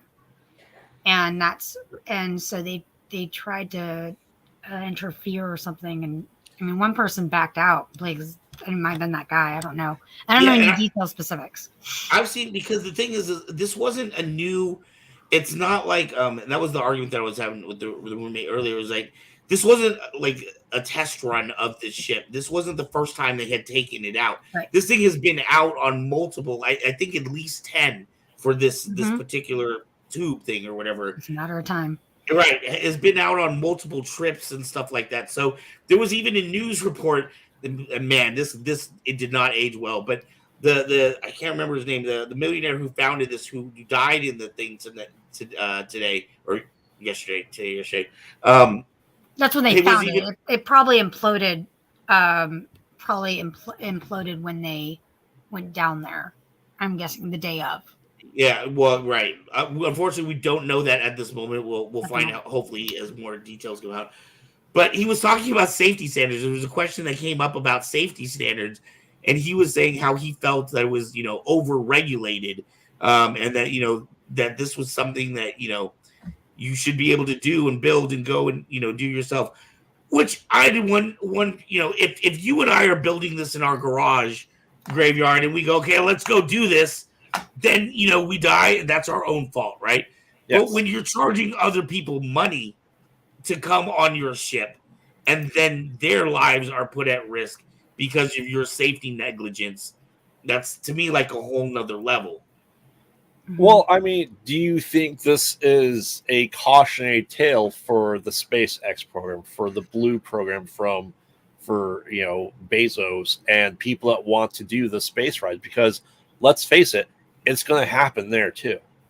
That's who it was. It was the engineer, by the way. Sorry, just Kevin was saying something. Oh, it was the engineer? Yeah. Yeah, so there was an engineer that was talking about how there's operational negligence and how there's a lot of problems, and he got fired. Right. Yeah. That was like a year ago. He got fired, and then, all of this stuff comes up now. But I mean, I think it's going to happen. A tragedy like this will happen with SpaceX, with Blue, whatever the hell Bezos calls it. That with the trips to space that people are going to spend, $250,000 on or $1 million on, it's going to be a thing. Any new form of something like this always, unfortunately, has its casualties, because let's face it, the world's unsinkable ship, which they're going to go look at, sunk, because even with all the safety stuff inside, you can never. Nothing is 100% foolproof. Safe. Car Right. The people die in irony. car accidents, die all the time. People disappears in planes. You know, it should be a cautionary tale for this. Mhm. Oh, there's tons of how many. I mean, World War II. This How is- many U-boats sunk submarines? Let's face it. Right. Oh, so Right. many. And it really needs to be the cautionary tale, because I guess they were saying that the carbon fiber was out of date or out of useful time frame from the military supply you got it from, something like that. Wow. There's so much speculation. But yeah, it is a tragedy, 100% a So tragedy. this is why regulation matters. Right. But then He had this. worked within regulation because he But wasn't my doing it right, goodness, he could have done it. the best zip line is by the good old boys down south off of a cave, because they don't have no regulations down there. Well, okay, so that was my argument this morning, right? Like when because the big argument seemed to be, and this is kind of where it was like I wasn't really sure what to think about these things, on a personal level. The question didn't come down, it seemed like, to whether these people should have gone on or not. The argument seems to be, in all the memes that I see online, it's because they were rich, and that's why people are pissed off. Because they were rich, fuck them. They knew what they were getting into, right? But oh shit, someone just jumped on. Uh-oh. Hey! Hey! He's here. Hey. What's up, Hey. Daddy-O? Things are finally calmed down here. Oh, good. All the heads have prevailed. Quieter heads. So, my thing was like, okay, I had said my argument was, okay, what if this was a zip line adventure that we have out here in Sonoma, right? You want to go out with your family, you want to take your son and your daughter out on a fun zip line adventure, and the zip line breaks and kills your son. You didn't spend $250,000 for that. So does that mean it's more tragic because we're not rich? Is it only tragic if you're poor? And then the other argument that I've seen was there was the ship that went down on its way to France, I believe, with immigrants, like 400 immigrants drowned, and like there was, no big rescue or anything of the immigrants. But when it's billionaires, now you're sending in the helicopters, you're sending in all the equipment and all the, the latest technology. Multiple countries are getting involved. But if it's immigrants, fuck them, let them drown. You're talking about what Obama called out this morning, aren't you? I didn't hear about that, but He talked about that some boat ship tragedy that we didn't call out, that we didn't deem newsworthy enough to do. Because it had a bunch of poor people on it. I mean, that's the irony that's being called out, right? So what's really being called out here is not the loss of lives, but it's the amount of attention that one has been receiving versus the other. Right. Is everything okay there, Mr. Forrest? Yeah, just looking over some stuff, but I am listening. Yeah, I mean, I want to hear your thoughts on it, obviously, since you're late to the game, but I'm glad you're here. Oh, what were you saying, Grace? So I'm saying loss of life is loss of life. It doesn't matter yes. who they are. Loss I of mean, life is, unless one of our favorite orange people and four of his friends were on there, I don't think we care. We shouldn't. No, human life is human life. Everything's a tragedy. But like I said, this is just a part of. It doesn't need to be as newsworthy and meme-worthy as it is. No, I think to your point, Ark, it's because they were rich that we think it's okay to negate the loss of life. Is this how it's always been, or like I don't know why this particular one hit me more than other stories that I've heard, but maybe it's because I just feel like I feel like the great civil war is coming, you know what I mean, and it's going to be the rich versus the poor, and this is just a little taste of like how callous we're getting to human beings. That was a fucking child in there, man. Or at least a teenager. So my dad has this argument with celebrities a lot, and we've discussed this, is, when a celebrity beats cancer or some other disease that we stand up and clap for them, and we don't worry about the other 50 that died the same day from it. Right. And really it's our attention span, what's newsworthy, what's going to sell the news. And yes, it's great that someone beat cancer, but we're still not over the hump. We're not going to go, oh, so and so did it because they ate, nothing but seaweed and avocados every day versus somebody else. We're not. We need to focus on every aspect of it. Yes, should someone be on a platform saying, "Hey, I had this"? Should they be using their responsibility and power to help fight for their cause, like Michael J. Fox does? Right. Yes, absolutely. If you have that soapbox that you are able to stand on and do good with it and bring this to light, you should do it. Is really what it comes down to. And I said them being rich doesn't matter, but we should also go, hey, we have to regulate this stuff. That because when if it becomes more and more common, like with space travel or whatever it may be, and the common person needs to use it, we have to make sure that it is regulated, that we're not going to have more of these tragedies that occur. I have a few points on this, a couple thoughts that I've been thinking about, and then I want to hear Mr. Force's thoughts on this. But since he's here and he's getting, I think you're probably just getting your sea legs. In it to the bench. So first I want to talk about like regulation and the zip liner as opposed to what this is. The zip liner is a true and tried thing. I said that though. I was saying, the irony of where it's at. Just amazing.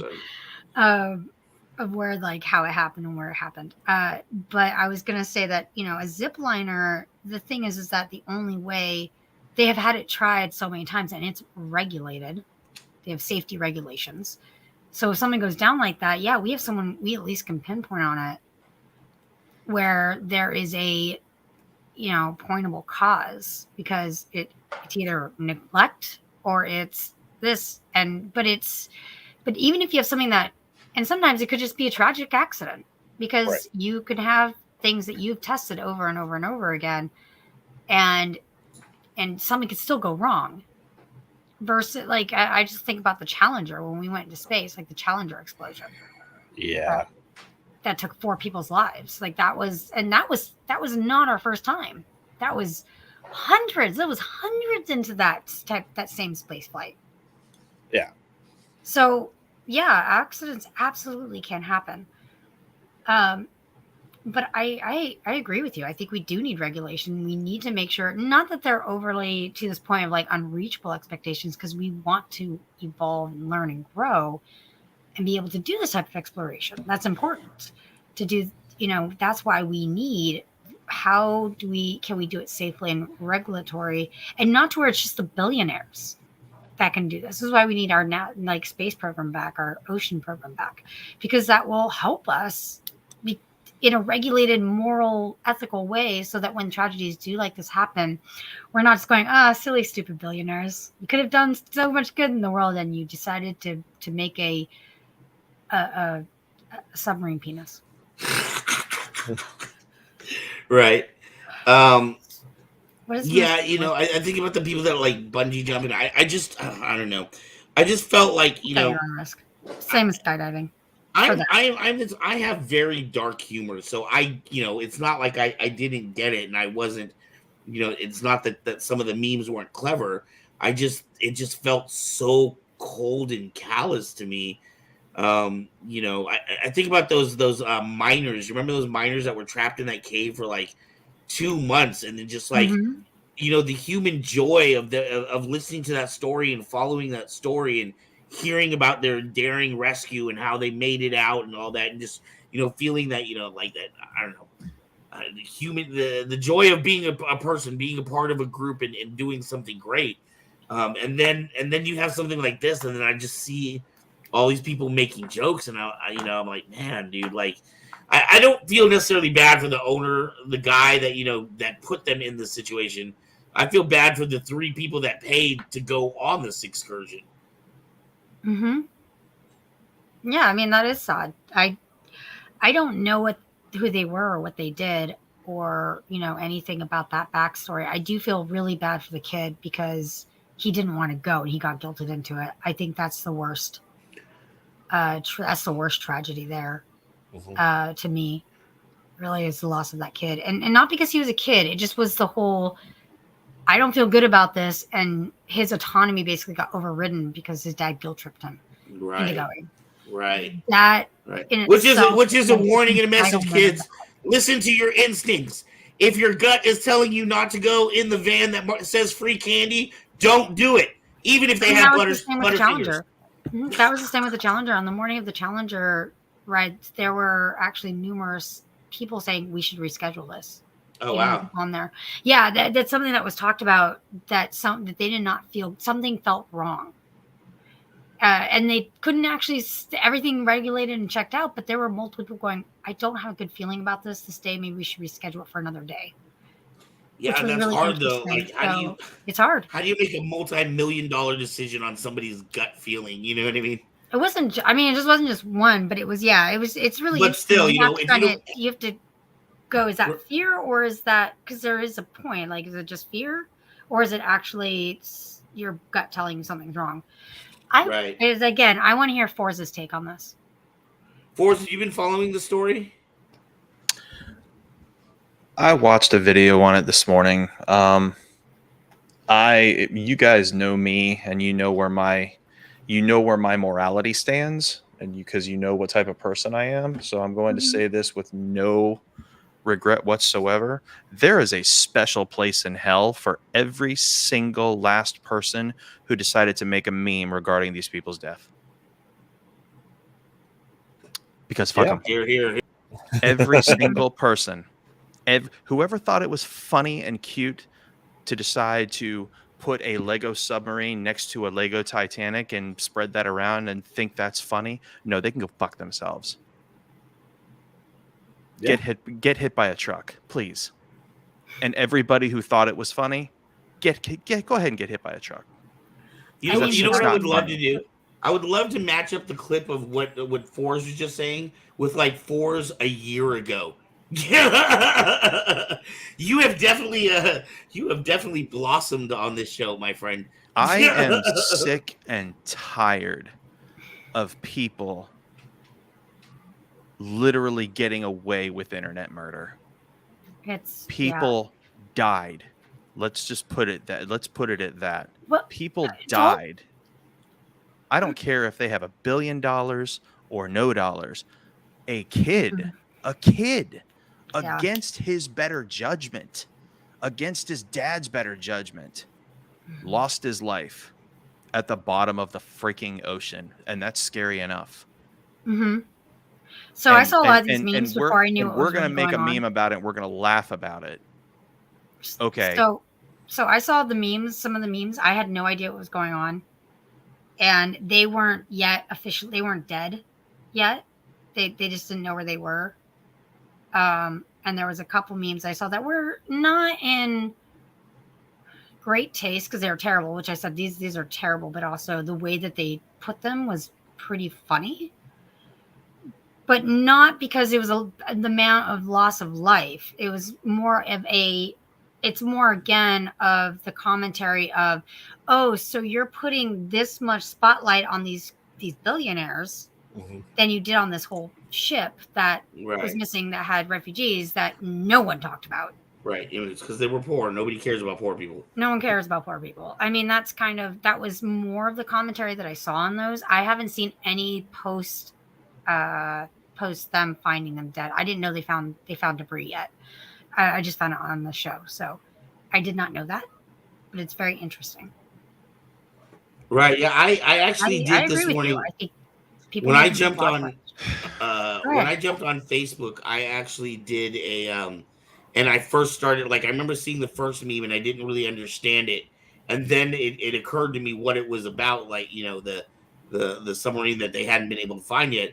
And then I started scrolling through and I looked at my watch, and in 15 minutes I found like 6 or 7 different memes about the tragedy. They were funny memes or whatever, but it just struck me like I said, I don't know why this one struck me more than other incidents that I've seen, but it just struck me how cold and callous people were, and it seemed to only come down to the fact that these people were rich.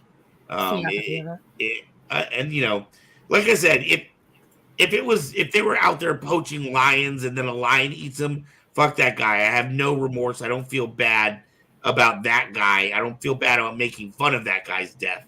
But these were just people that were trying to enjoy themselves and have a unique experience. Um, and you know, I think it just comes down to the apathy of people. Where we're like, oh, you're ultra rich, like the irony of it. But I'm not. But to Mr. Force's point, no, it's okay. Mr. Force's point, though, I mean, loss of and to Arcs and to Matt's, like loss of life is a loss of life. I mean, my first thing knowledge of this thing happening, I had no idea this was happening until I saw the memes, and I was like, "What the heck is this? right? Me too. What is this?" And the first meme I saw was the one with, I mean, some of them are absolutely an awful, awful taste, and they are not funny at all. The one I Right. did see, and again, this was before this was yesterday, so I didn't even know they were dead or anything. It made me want to go research this because I'm like, why is everybody making all these memes about this? Right. Is these people want to see? They weren't coming to see me. Ultimately, was a graveyard of how many were killed when the ship hit the ice after the iceberg collided. I mean, yeah, that's the irony, I guess, of that. Yeah, there's some apathy, but there's also some beauty. Like if you see pictures of the Titanic itself underneath, there's a beauty there too. It's sad, it's tragic, but there's a certain kind of like haunting beauty in it. So I can understand why people want to go see it. It's also like, hey, look at our hubris here. Do This is we what have hubris did to us. um So well, first off, I want to see Forrest, did you have something did you have more that you wanted to put in there? My train of thought was completely derailed, so I'm no, I'm so good. sorry, Mr. Forrest. I'm good. We're good. We're fine. Let's keep going. Um are we coming to a point where like are we coming down to class wars where it's okay to make fun of certain people's deaths and uh, I don't know. I feel like divisions are getting like teams are being set and sided more and more. You know what I mean? Like it just seems like this us versus them mentality. And I didn't, I felt bad because I hope to one day be a billionaire. I hope to be able to take, exotic vacations and things like that. I don't want people, making fun of me just because I happen to make it. I think this is a very complex discussion that we don't have here. Yeah, no, it's. I mean, like I said, to Forrest's point, everyone's point, it is a loss of life. Like I said, Yeah. you shouldn't wish death upon anyone. We all think it. We all don't want it to happen, though. I mean, and yes, we are morbidly curious about death. That is just part of our human nature that we do it. And do we eventually make fun of things where lots of people die? Yeah, eventually we do. We people make jokes about it all the time. I mean, there's Holocaust jokes nonstop today too. It's just Right. when you get There's far the enough, jokes. yeah, Ugh. when you get far enough out away from the tragedy, like most of us don't know anyone anymore that remembers when the Titanic sank because it's Right. it's 111 years ago. So it's out of generational. There's no one really left alive to have witnessed it and heard the news firsthand. And unfortunately you have people making fun of 9/11, people that were 2 or 3 when it happened Not that funny at didn't all. know anything that was going on about it. Right. Right. And we were what, 1 or 2 when Challenger happened in '86. I mean, that is Yeah. just, you talk about it and you can look back and go, okay, this is a morbid thing that happened, but really it should do is how do we prevent this from happening again? Do I Right. want to Gosh, we eventually would. go down to Joe Bob's submersible down in Florida? No, I don't want to do that. I'd rather have a more reputable company, something that is tested and tried and true, and then you could say it's truly an accident versus negligence. Right. Yeah, and it also has to do with, I think, it's kind of that same thing of like the generational income and how generational wealth is established versus like everyone's trying to get by, and yet you have these people who are, so rich that they can just on a weekend just be like, okay, I'm gonna go do this whole thing, and not looking at the rest of like what's going on in society itself, and that I think that's where the apathy comes from. Mhm. And it isn't, again, it's not just about self-made income. A lot of these people that have been self-made worked, like they like to the point of like Zuckerberg, who made Facebook. His parents said if Facebook didn't work out, they would just buy him a McDonald's to own. That's not a self-made person in the sense of that person is so much economic wealth already that was generational that he was able to make more money out of it because he had the opportunities. Right. It's rarer to be someone like us who gets that self-made, status of the millionaire. And it's even less now than it was like even 40, 50 years ago. But because you have all of these factors into it, it's like, okay, you have the money, do good with it. Do I think these people really deserve to be made fun of? No. I just understand that the complexities of why people are making the memes are because they are frustrated. You had Bezos who made a space. Well, yeah, right. Okay, I see that. And so I think that's why people are making these memes. And because of this, these people getting spotlit on, whereas you had that, again, a whole shipload of people who just went missing and no one cared. The government didn't care. The Coast Guards didn't care. No one cared. I was thinking when this happened that this has got to make things more difficult for Republicans. In that the Republicans are the party of less regulation, Yes. whereas left wingers tend to be more regulation. And so I mean it seems like this. We just had the train crash in where there was the chemicals dumped in Palestine. What Mm-hmm. state was that in? Ohio. Ohio, right. So I think these are pointing to more things needing regulations.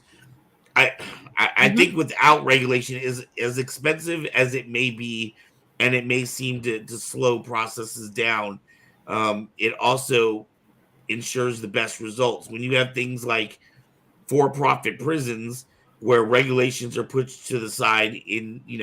They're always going to do what they can to shave a dollar or two off of if they can and make more money. So Right. I think this type of thing will prevent more and more companies like this from popping up. I think more regulation is definitely going to be required in the future. I think it's also to be clear about regulations, because people can use regulations to a detriment as well. This is not what we're talking about. We're talking about safety regulations Right. that When are not impediment to the growth of technology and society to help us get better. It's about preventing harm, but there are times when that can be abused. Over regulation is a problem, but it's done for the same reasons that you have deregulation. right. It's just two sides of that opposite coin. So I that is remember when important. I was working for Exxon, um, and my mom also worked for Exxon. By the time I got there, it was called Sea River Maritime, because in my mom's day, that was when they had the Exxon the Valdez oil spill, and the Mhm. amount of regulation that came up after that. Like I used to be on the ships and I'd listen to the old sailors, and they were talking about how they would drink every night, and you know what I mean on the ship, and like, but as soon as that oil spill happened, like boop, no alcohol on any American ship, period. You know what I mean? That was like the number one rule. If you were caught with any kind of drugs or alcohol, you were booted off the ship next port. You know what I mean? They'll find somebody to replace your ass. So these regulations happen and they are important. They change industries. So hopefully we won't hear about another story like this again in the future. But I'm kind of afraid, like Graveyard says, with all the space exploration that we're going to be doing, I don't think this is the first time you're going to, or the last time you're going to hear about this kind of tragedy Because they happening. have deregulation because it's companies and not the government doing it. Like we have, not having NASA, like the space program and such. Yeah, There's going to be a lot more because there's right now it's still so deregulated that they don't have. I doubt that they're right now are those regulations in place for safety. It's like, have you learned nothing? I have such mixed feelings because I also feel like you're breaking innovation as well. You know what I mean? A lot of the people that are going to be your great inventors and your great creators come from trying something different and trying to push the boundaries and stuff like that. It's hard. It's difficult. It's difficult for me to know exactly where even I feel on the questions of how far should regulation go, to the point where it breaks innovation. You know what I mean? It's kind of like the platform that we're on right now, YouTube, right? We could never do this on a mainstream network because mainstream wouldn't pick us up. But YouTube gives the opportunity for the everyday person to create their own network and create their own TV station, essentially. Yeah, Mr. Ford It's is on not Gabby with likely, the right? platform. But Right. PewDiePie did it. So yeah, regulations, tough one. All right, guys, we are coming up to the end of our hour. This has definitely been an interesting talk. Um, Cyborgs all the way. But why don't we go ahead and do our pluggables? And we'll start. Well, let's just start where we're at. Hi, Boom, all. magic new. I'm the captain. Aye, Captain. Yeah, you can find me here on Kyber Cave. I'm on basically 4 shows a week, so you can just throw a son at a day, and I'll be here most likely. I'm also I have music on Spotify. You can find me there. My album's up there. Also, a project was doing with BYL is up there as well. So yeah, go check us out. I'm working on new projects right now, and with music, and yeah, so I compose and act. Oh, also I've got acting stuff coming up too. So yeah, keep an eye out. Alrighty, Mr. Fours. If you haven't done so yet, ladies and gentlemen, I'd like to encourage all of you to head over to kybercave.com. Pick yourself up a lightsaber to enjoy with friends and family. And when you do that, head over to saberfont.com. You can pick up a sound font from myself, For's FX Saber Sound Designs, or my friends, Juan Sith or Harry Solo Fonts, respectively, and many, many other artists at Saber Font. There are literally hundreds upon hundreds of sound fonts that you can try and enjoy on your Saber. Be sure to check out our Distance Nerding sister channel, and you'll find the Husbeard Graveyard and myself there on Thursdays doing the bracket. Lord only knows where we are right now with DC, but we're having a freaking blast doing it. And then aside from that, you can catch me right here at Kyber Cave doing some pre-recording things. Mrs. Fours and I are in the midst of recording Mass Effect, the Legendary Edition, right now. So that's going to be coming out episodically very soon. When Anthony is done with the stage production of Rent, we're going to be getting back to 2 Queens and a Fours. You can also find me hosting our regular Thursday night Kyber Cave Gaming live sessions. And of course, you have our show here After Dark and Saturday Morning Nerd Out tomorrow morning. So much happening right here on Kyber Cave. May the Fours be with you. Ow! And Say Wong says you can see me here every week reminding Van that he's late, which he was. Say Wong, he's just our, he's our mascot. Where would we be without Say Wong? Yes. Go ahead there, Dampy. I'm Graveyard co-host of the Mostly Pod Out at Night Mostly podcast. We are now part of the Comic-Con Radio Network of podcasters. There with Geek Saga and Distance Nerding, so make sure to check that out. We are working on a new recording for tomorrow after a week off for the very first time, and we are back with modern Stephen King horror movies, It Chapter 1 and 2, and The Boogeyman. So if you want to hear my full review, not in the long spiel, check out Saturday Morning Nerd Out tomorrow morning, where I will have a pre-recorded message for you guys about that movie. On top of that, you can Ooh. find me here 3 or 4 days a week at Kyber Cave Productions. You can find me on Thursdays at Distance Nerding doing the build and the bracket, interviewing some really awesome people over on Distance Nerding. Make sure to check them out. And thank you, Cavers, Dwellers, and Splunkers for joining us as always. Yes, make sure you are here tomorrow morning at 10 a.m. Pacific time. I myself will be at a dispensary pushing lightsabers on potheads at 8 o'clock, at 9 o'clock in the morning. I'll be there tomorrow at Bright Spot Dispensary in Fairfield, California from 8:45 to 9. They have like all kinds of promotions and giveaways, which is like, I was surprised last time I went to this event.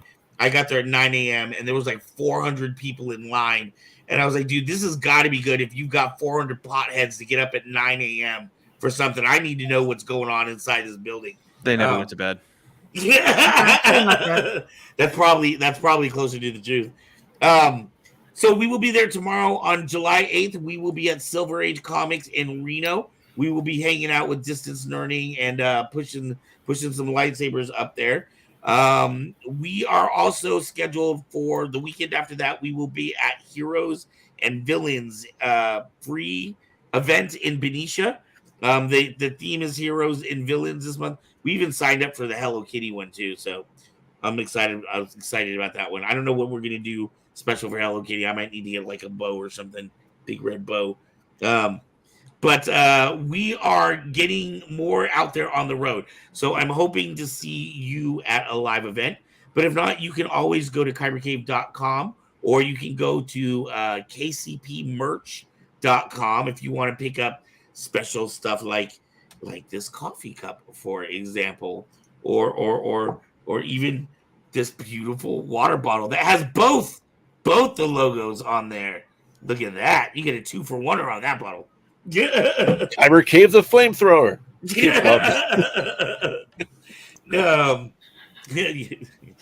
Kyber Cave toilet paper. All right. Yeah, so we have tons of fun stuff.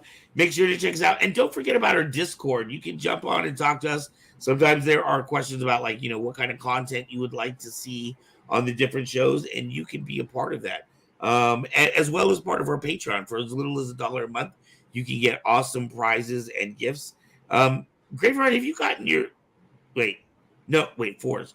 Who's on the I can't remember. Fours is on the family tier. Both of you guys are, right? Did you guys get your merch, your t-shirts? Yes, I did. Okay. Did you, Fours? Mm-hmm. Okay, groovy. Want to make sure people are getting their stuff. Yep. So if you sign up, there's all kinds of cool merch and for you to get that is exclusive that nobody else can get anywhere else. Other than that, make sure to check us out here. We are here 7 days a week with brand new content for you all the time. I was even telling Aubrey about a new show I've been having buzzing in my mind that Mezzo is not happy about with me because damn it, I just keep filling up her plate. I had an idea for a show. I want to do a show where I talk to, and it wouldn't be a regular show. It wouldn't be like every week or anything, but I want to talk to people from other countries and find out like, what's it like there compared to what it's like here? You know what I mean? America versus, and I actually have a friend from New Zealand who we are going to work out the details. So he is going to be my first person. The second person I have lined up is from Egypt.